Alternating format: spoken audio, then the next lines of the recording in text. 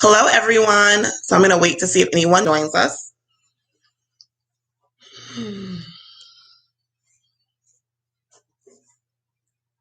And if not, we'll probably just go ahead and get started. So I know I choose my live videos at some interesting times during the middle of the day. And then you'll probably see me this evening too. I'm going to go and see Queen and Slim, and I'm going to talk about that as well as some other things. So welcome to Kwanzaa and Mindset. And today we are discussing the second principle of Kwanzaa, which is self-determination. Now let's talk about what they mean by self-determination. So that is standing up for yourself, telling others what you want, and not letting anyone else but you decide your future.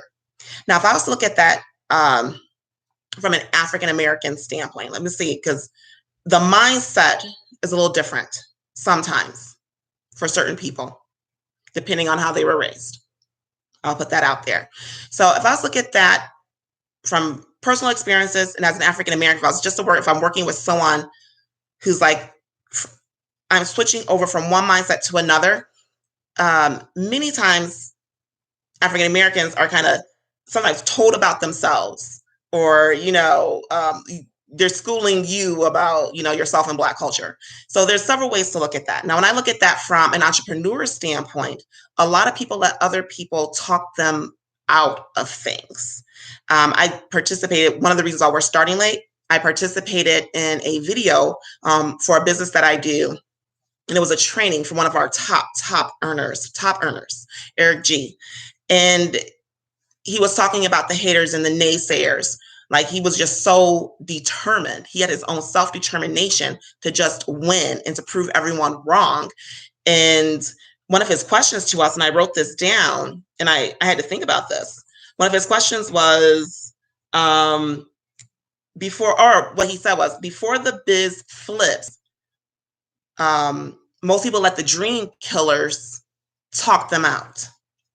Just before it flips, like you're on the cuff and a dream killer will come along and you're like, you know what, you're right. And so you just quit. So that's why I'm determined in what I'm doing now. And I'm focusing on my travel business, and I'm focusing on another business that I do.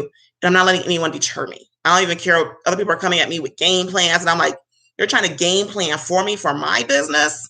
That's just not going to fly. So what is your self-determination going to be? And now, mind you, we're using the principles as just a beginning place to start. So some people are just like, man, I just don't know where to start. There's so many books, there's so many that. You can go to my website. I have books listed. A lot of those books I have read. Now, I haven't read that book. I've read that author. So I can tell you about it. Just ask. And my website is, and I'm going to type it over here so people, because it says I can type. So hopefully people can see it.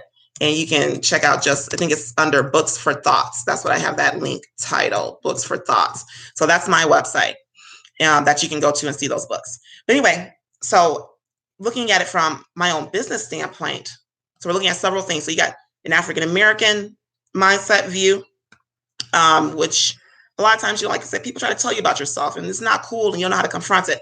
Me, I'm going to, in a nice way, say something, and usually people still may get a little offended, but or I just tend to point out when we're booking things for certain organizations is how we'll list that. It's like, well, what are they going to be speaking on? Is it like just a recount when these things are coming from other people who are not African American?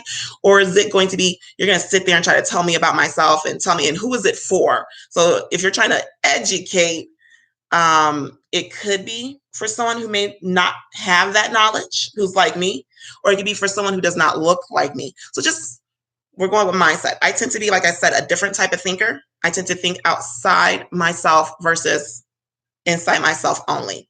And it's just a more evolved thinking. And that's based on the books that I've read. That's based on the businesses that I've been in. It's based on the people that I hung around and that I still hang around, who have different mindsets, unlike others that I know, which is so awesome. And I love everyone. So now if we were to look at this self-determination, again, standing up for ourselves, telling people what we want, and not letting others deter us from our goals and from our future. So, really pushing. Now, if I was looking at that when people are trying to do family things, and I was going over this with my girls, It was, how can we do this? How can we, stand up for ourselves and tell others what we want? That may look a little different because you may step on some toes, but then me being a more evolved person, I should be able to handle that and handle criticism. One of the best memes that I saw was a true woman or a strong woman can handle both. Well, a true strong woman is confident enough to handle compliments, praise, and criticism at the same time without getting offended. And from my personal experience, not everyone is ready for that. Because I, put out some things and it wasn't even like it was criticizing. It was just, I was agreeing with the comments of someone else and then stating why I was agreeing. So I wanted you to know that I wasn't just agreeing or just saying these things on baseless notions. Again, when you decide to have a higher consciousness and a higher thinking, and you're working outside yourself and you're looking at being more connected, not just with your family members, but with others, as well as with the universe and what's going on around you, you tend to notice things that other people don't notice. You tend to listen more to the words of other people when they're speaking. And you go, okay, they're coming from a subconscious level versus a conscious level. And I give you a pass. I give people passes all the time. But if it continues to happen, I go, you know what? Since they're working from their subconscious and not their conscious, let me just state. So I am determined, to help others realize what they say. And it's not meant to harm, it's meant to help. Because there are those who always want to help me with something or help me understand something. And it's like, okay, if I can accept, then you should be able to accept as well. So self-determination, again, that is being strong, strong-minded, strong-willed, being able to stand up for yourself and not being afraid. There are many who are afraid. They'll say, well, I just learned to overlook it, or I've become desensitized to it. You know what I'm saying? I become, unsensitive to it, to where I'm going, okay, but it still doesn't make it right, certain things. So being able to stand up for yourself and be telling people what you want. And sometimes that's not easy, especially for our little people. That's one of the things I was working out with my daughter. So as I do these things with my kids, mind you, I have right now it's really the 6-year-old that I do these things with. So she went through a little something at school. I thought maybe it was handled, kind of turned out it wasn't. Long story short, she had lost a lot of confidence for several reasons. So then I had to teach her, okay, we don't run when things are difficult. We do stand our ground. We work through them. But then I wanted to provide her with some resources. Hey, you have a voice here. If you feel like it isn't being handled, these are your next steps. Then I put another step in place for her to where, hey, this is who I go to. If I go to this person and I don't get my result, okay, this is the next person I go to. And then I have to be strong enough to say, I need to now speak to this person because I'm hurting inside. So she was internalizing some things and not speaking, and it was affecting other things, like where she didn't even want to be in class. So I said, no, I had to teach her a little thing about self-determination. And sometimes we have to start at a young age. That you have a voice, use it. So that's awesome. So let's look at this further. So we dealt with unity yesterday, and that's on the emotional maturity side. So you're dealing with a lot of emotional things, building family bonds, building kinship, and then a sense of belonging, not just with family, but community. These are all beginning mindset things as well. And when you look at what was going on when Kwanzaa was created, you can understand why that he chose these principles. Now let's look at self-determination. Self-determination is on intellectual maturity. It's on the intellectual side. Because again, you have to be strong enough and able. So it's just not having the strength to stand up for yourself. Now you're going to speak what you mean, what you want, and get that message across. And that's going to take some extra. So let's look at that. So self-esteem. Remember, my daughter's self-esteem dropped. She didn't know how to express herself. We had to boost that self-esteem back up. Self-respect, respecting oneself. I see some things in public and I just go, they have low self-esteem and they don't have any self-respect. Are they being taught these things? I have to teach my daughter, yeah, you may see something on a video or on television. That is for entertainment purposes. We don't then go outside the house looking like that. You need to respect yourself enough. And then we have self-worth. How are you valuing yourself? And I have a great story, which is going to actually be, I'm going to hint on it a little right now since self-worth is part of this. And I have to find this because I want to repost it and post it with this video. There was a freed slave. They were free people. Him and his whole family got free or became free, excuse me. And they're living and working in the North, earning wages. Kids are going to school. They realize the importance of education. These people were not educated. And I look at our people today, some of people today, and I just go, back in the day, you had a whole lot more sense. We've forgotten a lot. And there's certain history that should be taught for a reason. You need to know your self-worth and your value. And because I knew my history and I knew a lot of what was going on, and I knew the reasons for certain things and the hate and the downgrading, so you could lose that self-value and that self-worth. I valued myself quite well. I was like, no, I'm a person of value. At a young age, I knew this. And I spoke to my teachers clearly. I spoke my needs and my wants. I was able to communicate why I think this person isn't being fair to me. Because I knew our history. And if I didn't know all that, I knew at least enough of it at a young age. So that self-worth. So this slave is free, living with his family in the North, working.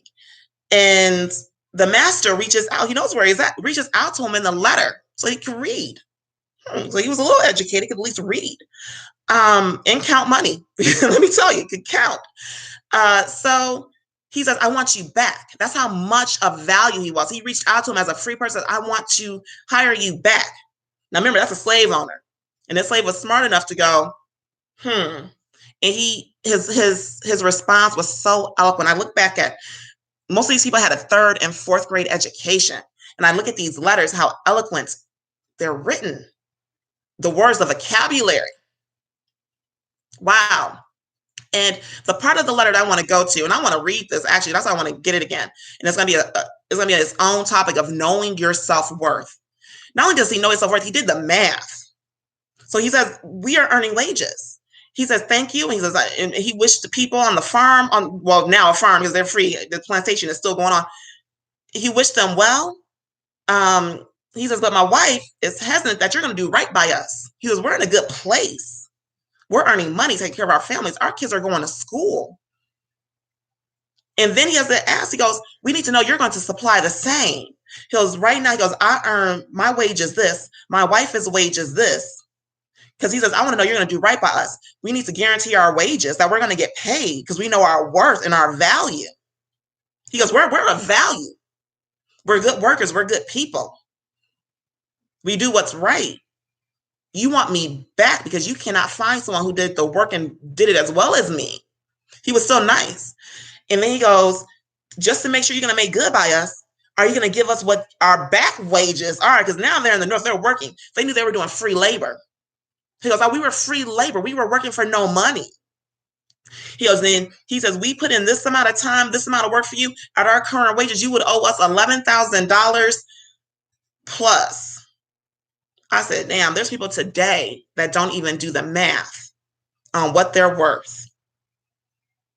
But that freed slave like I said, he could read, he could do math, but that's 3rd, really 2nd grade, be honest with you, 3rd grade, 4th grade education level. I don't know how much more, but we know that much. And he did the math on what he was worth. And there's people running around here doing things for very little. They don't know their worth, their self-worth. They don't know their worth when it comes to many things. We'll just say that. And that's just what I kind of wanted to relate that to, your self-worth. And are you living up to that self-worth? So knowing what you are worth, knowing your value. Like I'm a person of value. I have a voice within the community. And we'll get more into that later. I want to hint on all of that because right now we're just doing these principles to the beginning steps of mindset. And then we want to talk on when all of that is worked on, working on your self-esteem, working on your self-respect, and then knowing your self-worth. And it was great. And to just kind of hit on that some more, where I work, I don't think I have any of my coworkers on here. Anyway, where I work, me and another guy were pulled aside, and I'm going to start keeping some water with me. We're pulled aside, and they let us know our value to the company to keep us going and to keep us working. They said, hey, we're not going to shut you guys down. We're going to put you on a different shift. We don't want you to lose the knowledge that you've gained, and we don't want to lose you, basically.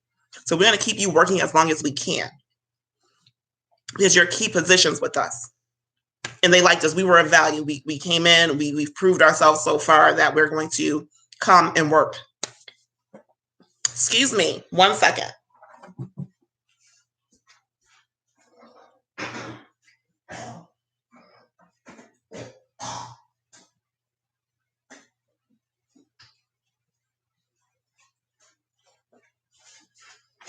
I am so sorry. I have sinus issues, and some of my work is outside, and hopefully I haven't affected my sinuses again. But anyway, so some of that works out. So they let us know. So I know I'm of value. And that's awesome to know. And usually, companies don't do that. So it's like, wow. So not only am I a value to the community by what I do, but I'm also a value to my job. So it starts to extend itself when you start doing what I like to call more than paid for. Another talk. So once we start working on all those things, our confidence rises. We have more pride in ourselves, pride in our community, pride in who we are. You're not so easily swayed. And leadership starts to come. You start wanting to be a part of leadership. Even if it's not big leadership, it's little things. A lot of my activist work that I do is online. A lot of things, like if I find out some information and I go, hey, other parents could use this, I share it. A lot of my work is online. I have small children. I may not be able to always, go out and pick it or do something. But can I reach out online and get my message across? Yes. And then fellowship. Either, I guess that means, people following you or you knowing who to follow. Different things. So it's awesome. I love that we dealt with the emotional. Because as you know, if we're not emotionally stable, we don't learn well, So we get emotionally stable and then we start working on our intellect. So day 1 was unity. Day 2, self-determination. We've gone over that for you guys to kind of self-internalize. And remember, it's being able to get to that point to where you can tell people what you want, stand up for yourself, and then be determined to stay on your goals and focused on your future and not let anyone tell you what you can and can't do. See, other people may not understand where that is coming from. So let's talk about what was going on at the time. There's a big rising in Black pride with some of these principles. And it was, we came from a place where we had our own holidays. We had these things. Now we're in a place where our holidays and certain things aren't really ours. So there was that lack of ownership. A lot of history wasn't being taught. So you had a lot of people starting to teach people, hey, no, this is who you truly are. These are, a lot of those things aren't true. You didn't see Black images on television. So, the community didn't feel of value because when you suppress a lot of things from people versus letting them know, they don't have as much ownership in it. So it's creating your own ownership really with self-determination because you have a lot more ownership as a person than you think. Okay. So we're going to get into more. I'm going to see Queen and Slim later on today, and maybe we'll come back live about that. And some other things. So peace, love, many blessings. Thank you for joining me for Kwanzaa and mindset, how this can be the beginning steps for you and your family on working on your mindset for 2020. Peace, love, and many blessings.